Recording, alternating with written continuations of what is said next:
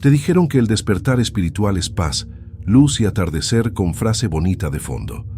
Pero nadie te contó que, antes de cualquier luz, viene el terremoto silencioso dentro de ti. Publicas una foto meditando, sostienes un cristal en la mano, escuchas mantras en los auriculares, pero por la noche te acuestas en la cama y sientes un vacío que no combina con la versión iluminada que muestras a los demás.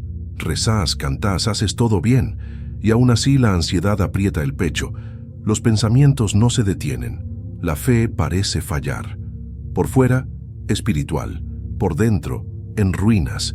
No es solo contigo.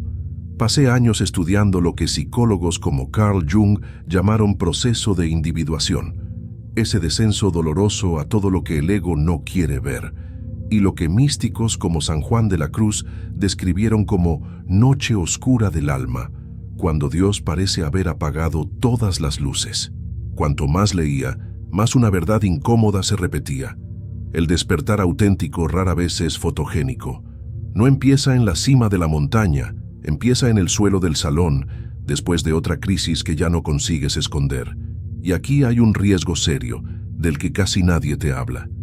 Si crees en la fantasía de que despertar es estar siempre en paz, vas a pensar que hay algo mal en ti, precisamente cuando, en realidad, algo correcto está comenzando. Vas a huir del desconforto que podría ser tu altar. Vas a cambiar a un Dios vivo por una imagen zen que solo te deja más cansado. Tal vez estés exactamente ahí ahora, haciendo de todo para ser fuerte, de fe, evolucionada pero pillándote llorando a escondidas en el baño del trabajo, haciendo chistes para no admitir que tienes miedo, publicando frases de sanación mientras sientes que por dentro hay algo roto desde hace años. Por eso quiero proponerte un pacto desde el inicio de este video. Si te quedas conmigo hasta el final, la recompensa no va a ser una fórmula mágica, sino algo mucho más honesto. Una nueva mirada sobre tu dolor. Vas a entender por qué este desconforto que parece fracaso puede ser en realidad la señal de que tu alma se cansó de vivir en automático. Y, sobre todo, vas a percibir que no te estás volviendo loco, te estás despertando. Ahora quiero preguntarte sin rodeos, ¿y si eso que hoy llamas crisis, debilidad o falta de fe fuera exactamente el comienzo de tu despertar? Si esto resuena contigo, suscríbete al canal, deja tu like y sobre todo, quédate conmigo hasta el final. Vamos a desmontar, capítulo por capítulo, esa ilusión del despertar glamurizado para descubrir que es, de hecho, desconforto sagrado.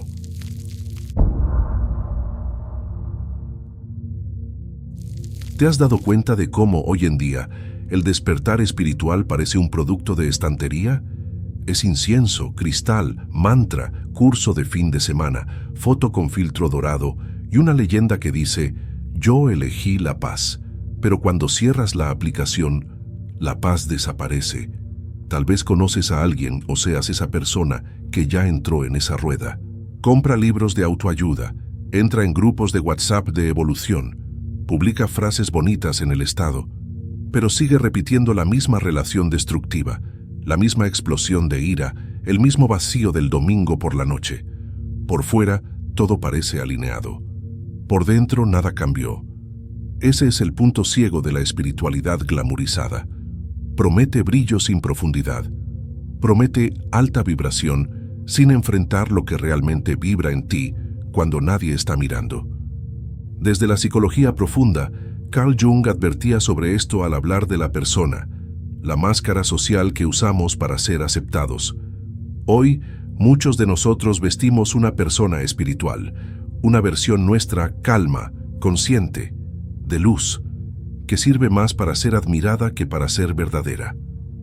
Jung, en obras como Los arquetipos y lo inconsciente colectivo y El hombre y sus símbolos, mostraba que cuando nos identificamos demasiado con una máscara, la sombra crece en la oscuridad. Cuanto más perfecto parezco, más peligrosa se vuelve la parte de mí que no quiero ver. En la mística cristiana, San Juan de la Cruz hablaba de algo parecido, pero con otro lenguaje. En su vida al Monte Carmelo, critica el apego a los consuelos espirituales, sensaciones de paz, experiencias emocionales, visiones, dones. Cuando la fe se convierte solo en búsqueda de sensación agradable, deja de ser camino de maduración y se vuelve adicción espiritual. Y como toda adicción, necesita dosis cada vez mayores para generar el mismo efecto. El riesgo aquí es enorme. Puedes pasar años dentro de una burbuja espiritual, sin permitir jamás que la verdad toque realmente tu vida. Puedes conocer todos los términos, energía, karma, sanación, milagro, y seguir siendo incapaz de pedir perdón, de asumir límites, de decir no sé. Puedes convertirte en especialista en contenido espiritual y analfabeto de tu propia alma. Tal vez te reconoces en pequeños detalles. Dices que perdonaste, pero el nombre de esa persona aún te quema por dentro. Dices que soltaste y entregaste a Dios, pero revisas obsesivamente el celular esperando un mensaje que no llega. Reposteas gratitud siempre, pero en el fondo sientes envidia, resentimiento, miedo de quedarte atrás. Entonces quiero preguntarte con honestidad, no para acusarte, sino para incomodarte con amor. ¿Cuánto de tu espiritualidad hoy es búsqueda de verdad y cuánto es búsqueda de imagen? Si esa pregunta te incomoda, no huyas. Ese incómodo es señal de que la capa comenzó a agrietarse. Y justamente ahí es donde el verdadero despertar empieza a acercarse. Quédate conmigo hasta el final, porque más adelante vamos a salir de este escenario de vitrina y entrar en la parte más difícil y más liberadora del proceso. El dolor de crecer, la noche oscura y el momento en que Dios parece desaparecer, no porque te abandonó, sino porque quiere encontrarte sin máscaras.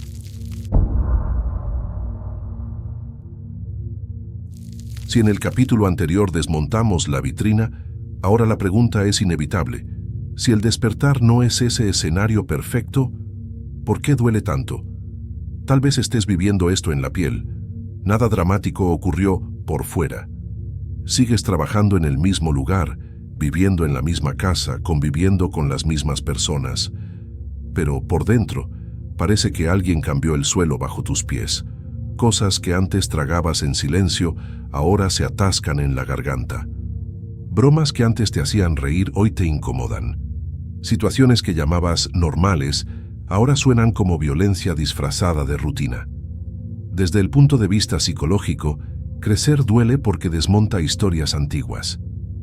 Tu ego, esa imagen de quién soy que vienes defendiendo desde hace años, empieza a no ser suficiente para explicar tu propia vida.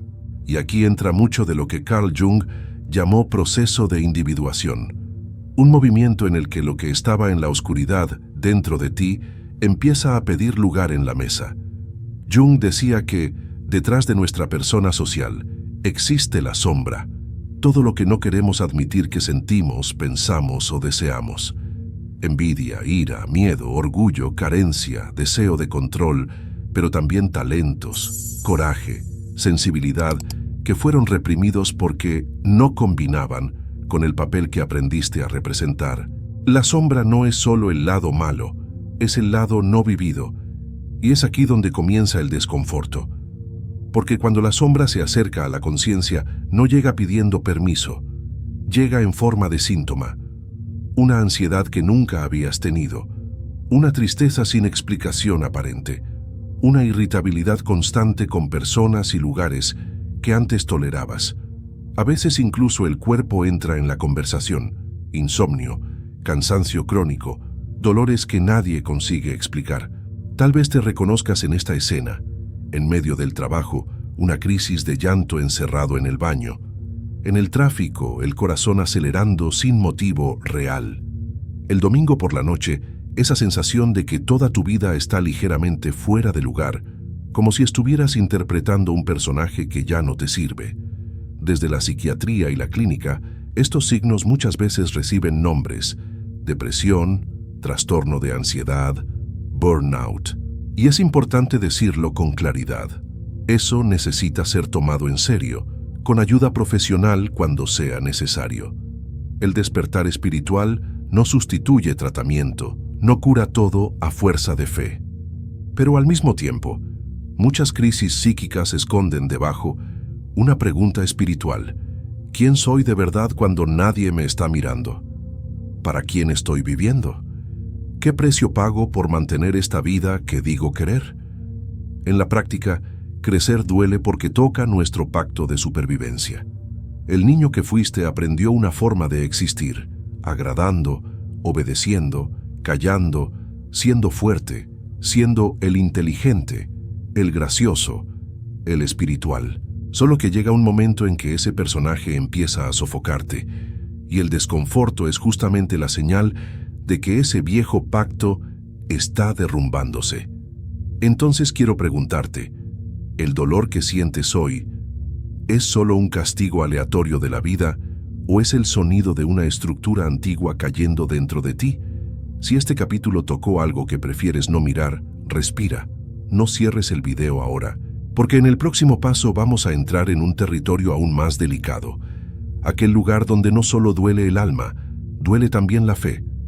Es la famosa noche oscura del alma, cuando Dios parece haber desaparecido, y aún así, algo dentro de ti te impide soltar su mano.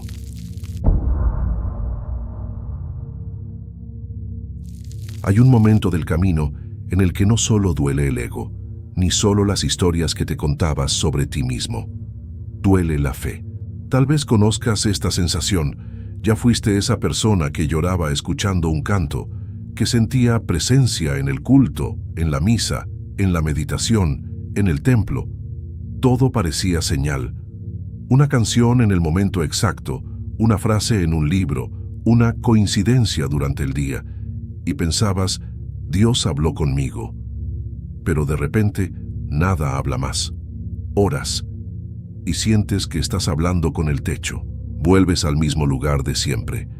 Y ese ambiente que antes te estremecía, ahora parece vacío, mecánico. Las palabras salen de tu boca, el cuerpo repite el mismo gesto, pero por dentro todo está seco. No perdiste la fe por completo, pero perdiste el sabor de la fe. Aquí entra algo profundo que la tradición mística conoce muy bien. En el siglo XVI, un carmelita llamado San Juan de la Cruz escribió sobre esto en su obra Noche Oscura del Alma. Él describe un período en el que el alma, que antes recibía muchos consuelos, muchas sensaciones, mucha emoción, es conducida a una especie de oscuridad interior. No porque Dios se alejó, sino porque quiere purificar la forma en que nos relacionamos con Él. Juan de la Cruz dice, en otras palabras, mientras confundimos a Dios con lo que Él nos hace sentir, nuestra fe todavía es infantil. Por eso llega una fase en la que el consuelo desaparece. Es como si Dios retirara las muletas emocionales para ver si aún queremos caminar con Él, o si solo queríamos la sensación de seguridad. Desde la psicología, Carl Jung miraría esto desde otro ángulo, pero vería algo parecido. Él decía que, en ciertos momentos de la vida, nuestras proyecciones religiosas empiezan a derrumbarse. La imagen de un Dios que siempre confirma nuestras expectativas, que protege como queremos, que responde en la hora que elegimos, comienza a desmoronarse. Y eso se vive como un colapso psíquico y espiritual a la vez. El Dios mágico empieza a morir y en su lugar surge un silencio que asusta. Tal vez estés exactamente ahí. No puedes simplemente volverte ateo porque tienes demasiadas experiencias para negar, pero tampoco puedes creer como antes, con la misma simplicidad. Miras alrededor y piensas, ¿por qué todos parecen sentir a Dios menos yo?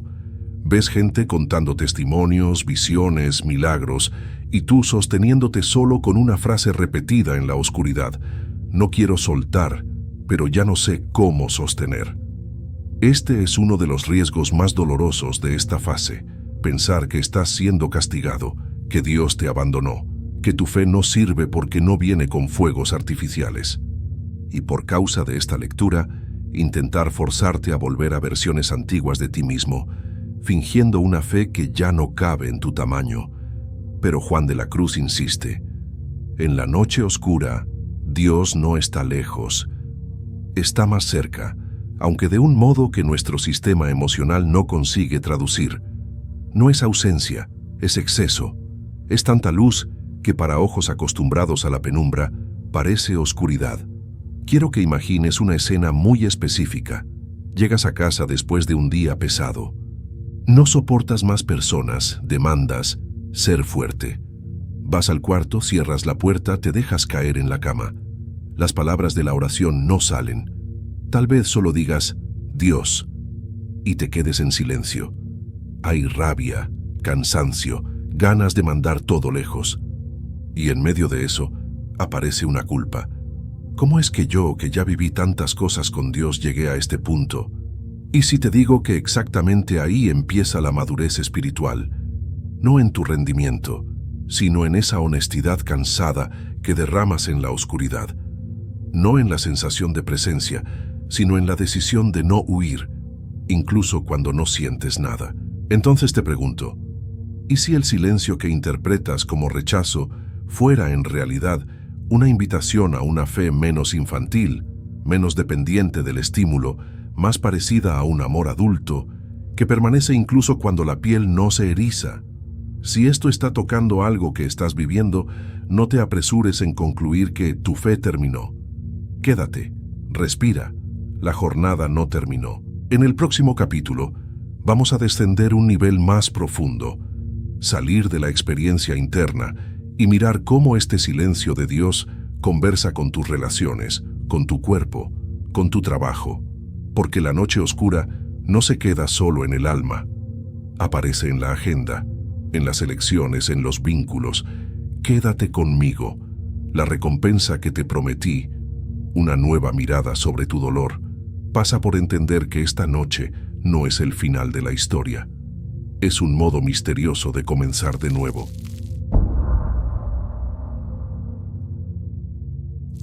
Si la noche oscura sacude tu fe por dentro, el desconfort comienza a aparecer también donde menos quisieras, en las relaciones, en el trabajo, en tu propio cuerpo. Es como si toda tu vida se volviera un espejo y ya no pudieras desviar la mirada. Tal vez esto ya esté pasándote.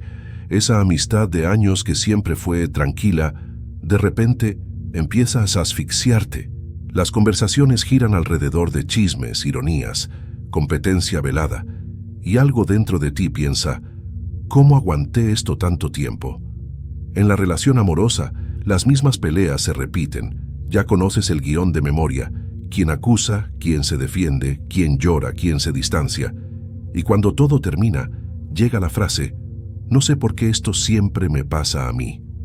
Desde el punto de vista psicológico, Carl Jung diría que estas situaciones son escenario de algo llamado proyección. Proyección es cuando partes de nosotros, muchas veces partes de la sombra, aparecen actuadas por otras personas. Aquello que no quieres admitir que sientes, piensas o temes, aparece amplificado en el comportamiento del otro. Por eso, ese colega demasiado controlador puede sin querer estar mostrándote tu propio miedo a perder el control. Esa persona que siempre abandona puede estar encarnando el abandono que jamás elaboraste. En el trabajo, el desconfort también funciona como espejo.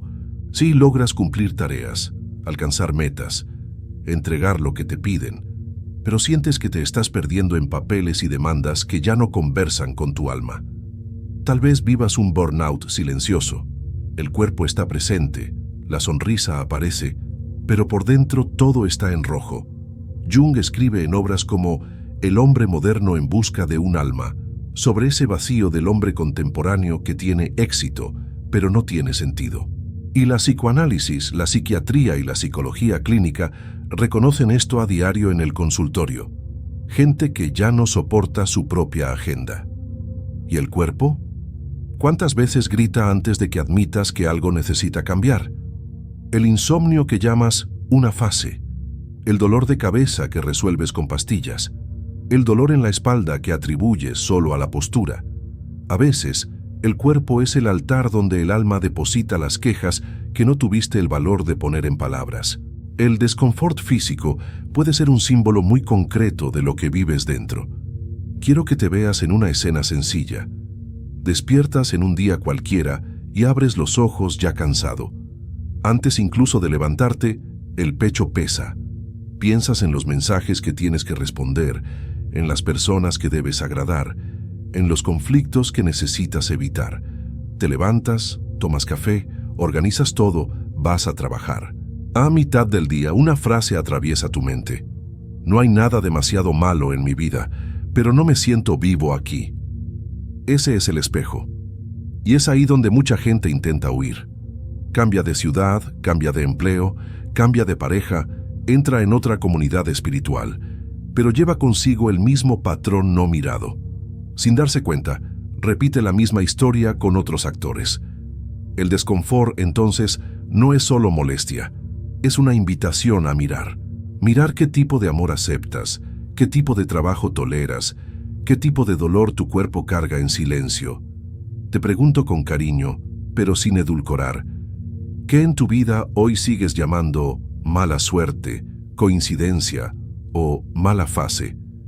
Que tal vez sea, en realidad, un espejo insistiendo en mostrarte un patrón. Si alguna parte de este capítulo pareció hablar directamente de ti, escribe en los comentarios con qué te identificaste, no para exponerte, sino como acto de coraje.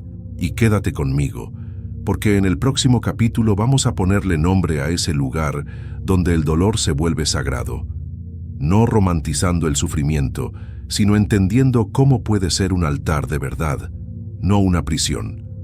La recompensa que te prometí al inicio, una nueva mirada sobre tu propio dolor, ahora está tomando forma clara. Cuando reconoces el espejo, ya no eres solo víctima de la imagen.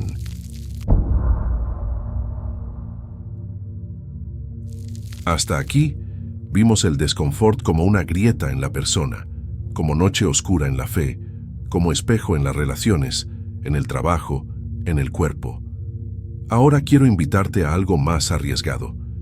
¿Y si ese desconfort también pudiera ser un altar? Primero, necesitamos dejar algo muy claro. El dolor no es un fetiche espiritual. No todo lo que sufres es para tu crecimiento. Abuso, violencia, negligencia, humillación constante. Eso no es prueba de Dios, ni karma limpiando, ni cruz que tienes que cargar. Es un lugar de límite, de protección, de justicia y muchas veces de terapia y apoyo profesional. Lo que quiero mirar contigo aquí es otro tipo de dolor. Ese dolor silencioso que nace cuando descubres que ya no puedes vivir como vivías, pero todavía no sabes cómo vivir diferente. El dolor de admitir que una relación terminó. El dolor de reconocer que tu fe cambió de forma. El dolor de percibir que el trabajo que sostiene tu casa, al mismo tiempo, devora tu alma. Ese desconfort que no te mata, pero tampoco te deja dormir. En el lenguaje de la mística, San Juan de la Cruz diría que este es el lugar donde Dios empieza a desprender el alma de sus muletas. En la subida del Monte Carmelo, escribe que Dios permite ciertos vacíos y sequedades internas no para destruirte, sino para purificar el amor, para que aprendas a amar a Dios por Él y no por las sensaciones que Él produce, para que aprendas a amar la verdad y no solo la seguridad de lo conocido. Desde la psicología profunda, Carl Jung diría que este es el momento en el que eres invitado a sentarte frente a la sombra, en lugar de seguir huyendo de ella. En el encuentro con el inconsciente, del que habla en memorias, sueños, reflexiones, el dolor no es solo lo que te hiere, es también lo que te muestra, lo que reprimiste, lo que nunca viviste, lo que quedó encerrado en un sótano lleno de cajas marcadas con un «después lo veo». Imagina esta escena. Finalmente admites, tal vez por primera vez en voz alta, que no eres feliz, que ya no amas como antes, que te aterra envejecer dentro de una vida sin sentido.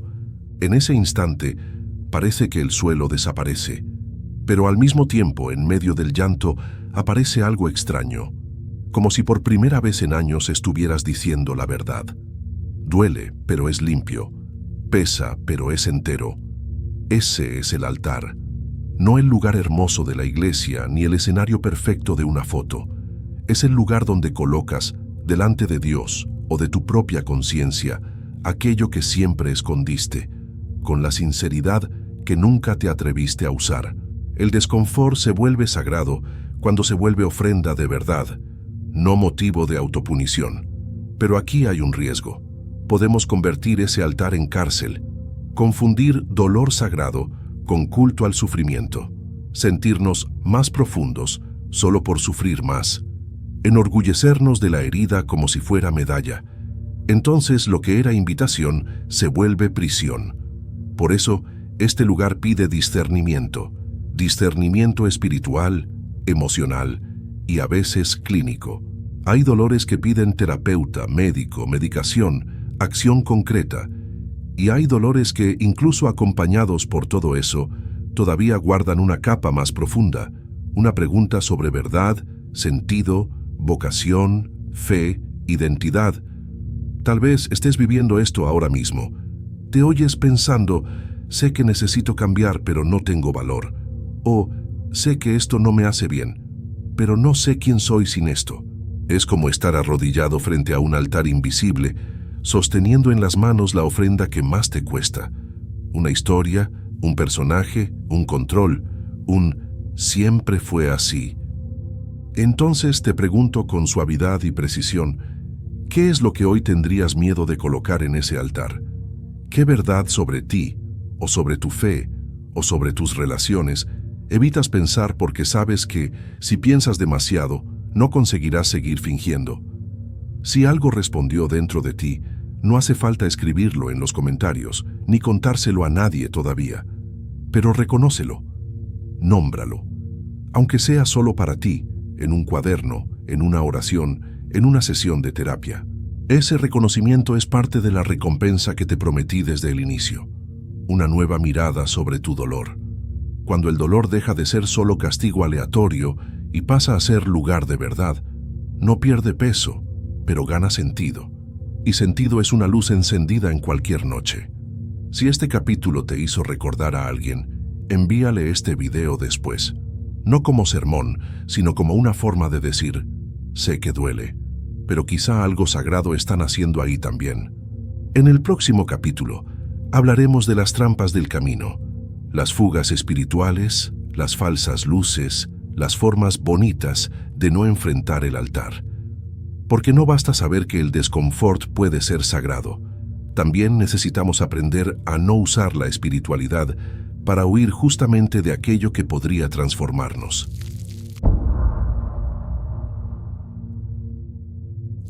Cuando el desconfort empieza a arder, el primer impulso no es transformarse, es huir. Y lo más peligroso es que, para quien ya está en un camino espiritual, la huida casi nunca tiene cara de huida, tiene cara de fe, de luz, de sabiduría. En la psicología y en la espiritualidad existe un término para esto, bypass espiritual. Es cuando usamos ideas espirituales para saltar por encima del dolor emocional, en lugar de atravesarlo. Tal vez ya hayas feito iso, o hayas escuchado a alguien hacerlo. Estás herido por una traición, por una humillación, por un abandono. En lugar de admitir la rabia, la tristeza, el duelo, dices, yo ya perdoné, lo entregué a Dios. Pero cada vez que escuchas el nombre de esa persona, el estómago se cierra, el cuerpo se tensa, la mente crea diálogos imaginarios. Eso no es perdón, es anestesia. O estás exhausto al límite, el cuerpo ya dio señales, la mente pide descanso, pero repites, todo lo puedo en Cristo que me fortalece. Y sigues excediendo todos tus límites, no por fe, sino por miedo a admitir que eres humano. Carl Jung diría que en esos momentos el ego está usando la espiritualidad como una máscara nueva y no como un encuentro con la verdad. Hablaba de la inflación, cuando la persona se identifica tanto con una idea elevada que se cree por encima de los conflictos humanos comunes. Yo ya no me lastimo, yo no siento rabia, yo no tengo dudas.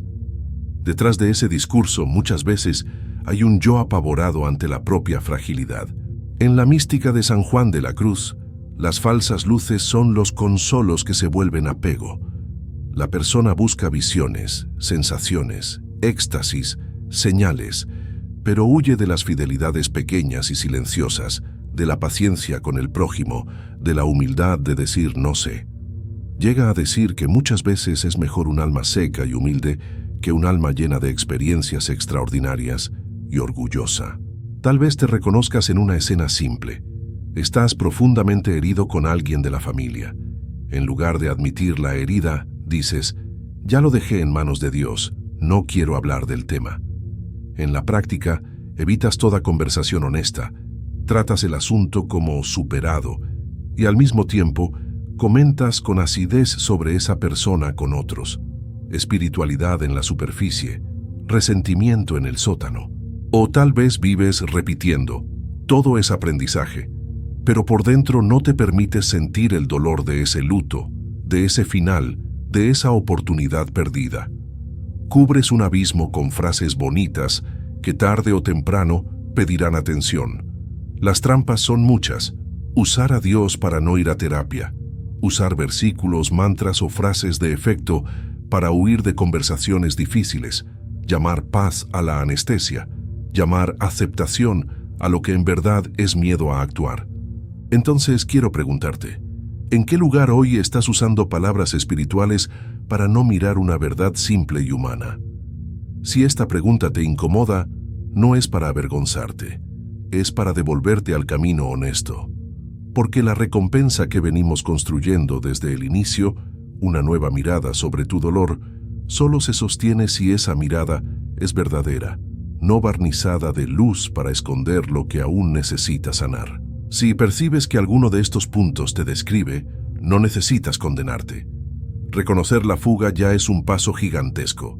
Y si este video te está ayudando a ver estas trampas, suscríbete, deja un like y comparte con alguien que siempre dice, todo bien, cuando tú bien sabes que no lo está.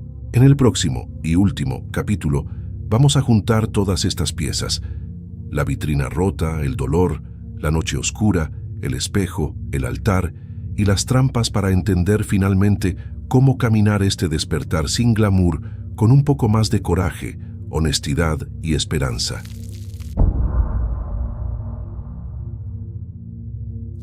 Despertar no es glamour. Después de todo lo que recorrimos aquí, quizás esa frase ya no suene como una crítica a Instagram, sino como un espejo de tu propia historia. Viste la vitrina romperse. Sentiste el dolor de crecer, entraste en la noche oscura, te viste en las relaciones, en el trabajo, en el cuerpo, te acercaste a ese altar donde el desconforto se vuelve verdad y reconociste las fugas, las frases bonitas usadas como escudo. Ahora no quiero darte una fórmula, quiero darte una invitación. Piensa en cuántas versiones de ti ya existieron. El niño que creía sin cuestionar, el adolescente que empezó a desconfiar de todo, el adulto que se acostumbró a funcionar en automático. Quizás hoy estés en una encrucijada entre esos tres, con nostalgia de la simplicidad de antes, con la lucidez crítica de ahora y con un cansancio que ya no sabe en qué apoyarse. Desde el punto de vista de la psicología, Carl Jung diría que el proceso de individuación no es convertirse en alguien nuevo desde cero, sino integrar todas esas partes, niño, adulto, sombra, persona, en una historia un poco más verdadera. No se trata de ser coherente todo el tiempo, sino de mentir menos a uno mismo. En la mística, San Juan de la Cruz mostraría que la noche oscura no es el final, es una travesía.